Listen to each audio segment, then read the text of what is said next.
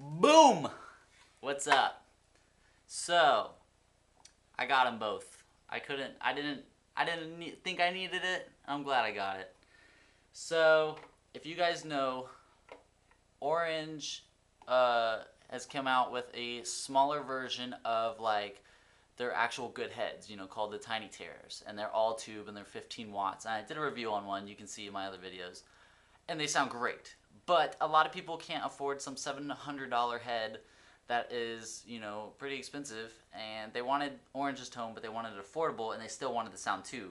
These are the way to go, guys. Yeah. This is more so the rock version, and this is considered the metal version, hence why it's black. But I'm going to be doing a shootout on the differences between them. And first off, I can tell you right now, if I weigh them in, I would say they weigh close to being, they're almost exactly the same weight, but this one weighs a little bit more. And I think the reason is if you can see in here, it's a metal, like here's the tube sticking out and there's a metal shielding around the entire thing, right? That is not in the dark. I don't know why. You can see like all the mechanics in this one, and I don't find that being bad. I think that's kind of weird. I kind of wish they would have put it in this one because you can actually take off the orange logo and then just have it be like a super mini head. But in this case, you really can't because, I don't know, I'm just scared of these electronics are, you don't want to get them wet. So this one would actually survive, I think, in more of a, like, I guess a party setting. So to keep that in mind, I think this one's a little bit more fragile just because it has an open to where all the electronics are, and this one does not. They both are breathable. Maybe they did that just so the head doesn't overheat. I don't know. Differences right off the bat. This switch is bigger than this one. Not a big deal at all. This light is orange. This light is blue. Not a big deal at all. Headphones and headphones. This one, the Dark Terror, I believe, actually has a speaker emulate out, which I tried it, wasn't even that good. So, cool, it has a feature. I don't know if this one does. I remember them saying that in this video. So they might both do it. I don't think they do. But I don't really do headphones anyway, so to me, that's kind of a waste. This was a really good feature that I really liked about the Orange Micro Terror. This is an iPod or aux-in cable, and you can play with your covers, with your guitar, to this. And it's like, this is the volume of your iPod. So if I put my iPod in, crank my volume iPod, I can actually play my guitar with the track through my amp. That's a really cool feature, and I really do like that. I think that's really cool. And you could even, like, if you're going to a party and you want, like, to shoot your iPod through, a freaking 412 Mesa, boom, right there. There, you're the party king just because of this. And it's loud, too. So, inputs are the same.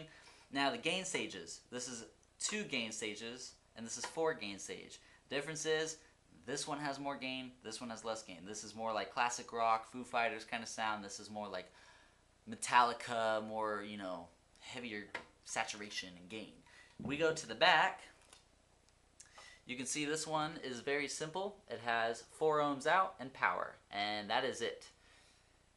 And this is why I wanted to try this head.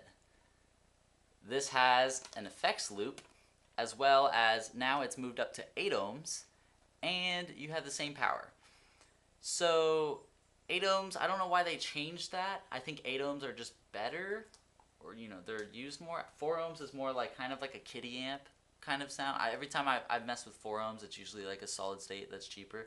So I think it's cool that they put 8 ohms.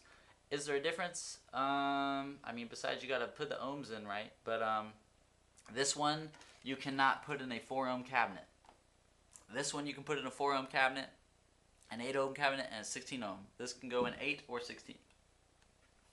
That's really the difference. It says right here, made in China. And I'm pretty sure this one says made in China as well. So there's the difference. So now we're going to do a video on me playing both of them back to back. And you're going to tell the difference. Here we go. Alright. Playing through my Orange 212 with Celestion's 75T speaker and Vintage 30 speaker. with my SG standard. I'm not playing anything fancy. I'm just playing so you can hear the differences.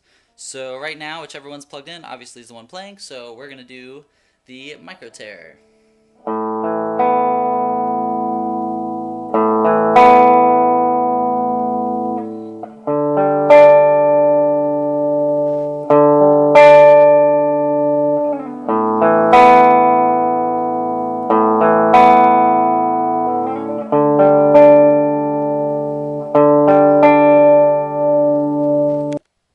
Dark Terror cleans.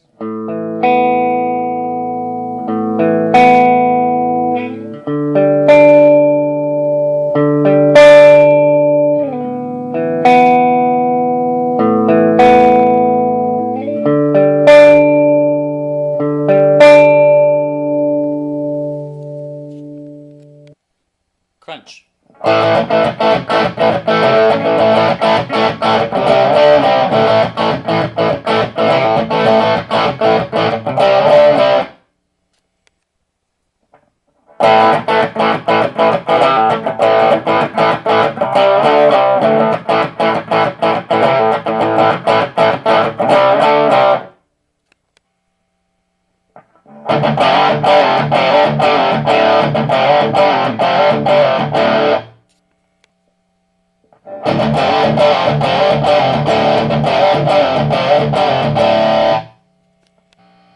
Gain all the way maxed out.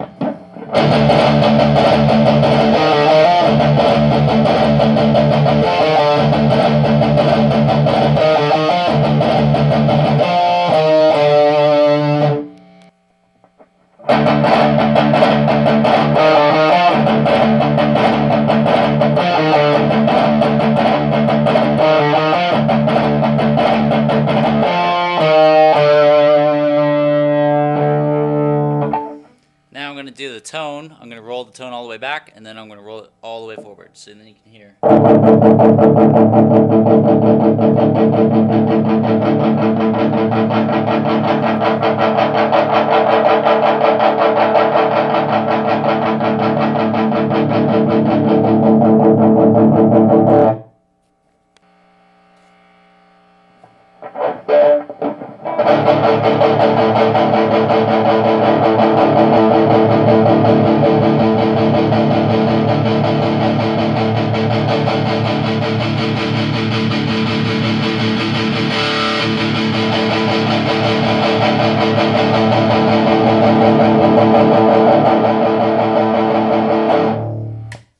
Alright, so that's the differences.